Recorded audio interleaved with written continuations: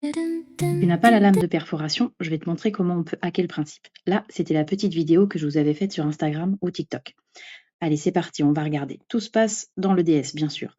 Donc là, en fait, vous voyez, j'ai mon carré qui est en mode découpé, tu vois, découpe basique. Donc là, je le passe en perforé. Ça, c'est si vous avez la lame de perforation. Mais c'est pour vous montrer, en fait, comment est-ce qu'on passe de l'un à l'autre. Et là, à gauche, ce que vous avez, c'est le hack, en fait, que j'ai fait, par exemple. Et lui, il est bien en découpe basique. Donc là, vous allez pouvoir utiliser la lame à pointe fine. Alors, je vais vous montrer comment on passe, du carré que je vous ai montré précédemment, à la à la situation finale. Donc en fait, c'est tout simple, il suffit juste d'avoir un petit, trait, de 0,2 millimètre. Ça, c'est, la mesure que j'ai réussi à trouver après plusieurs tests. Donc en fait, dans l'idée, on trace un trait, 0,2 millimètre et il va falloir le dupliquer.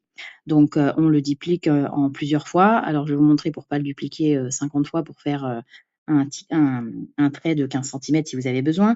Donc on le duplique en plusieurs fois, on l'aligne soit en haut ou en bas de page, peu importe, hein, et on va, le proportionner de manière verticale pour que en fait, il y ait un interstice entre chaque trait, qui soit à peu près, logique, enfin égal.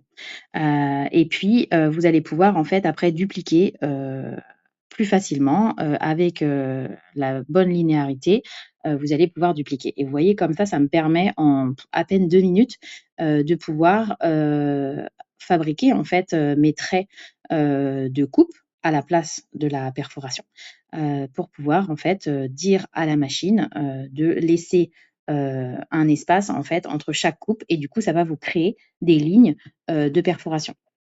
Donc là, vous voyez, je vais assez vite, mais c'est juste un petit coup de main à prendre. Après, bien sûr, forcément, il y a des calages.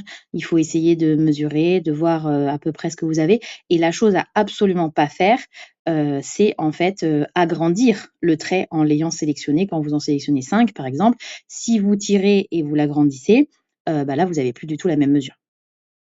Et je vous ai fait du coup, une petite trame que vous pouvez retrouver sur mon Cricut Design Space. Vous avez tout en description pour pouvoir n'avoir qu'à copier en fait les différentes tailles de traits.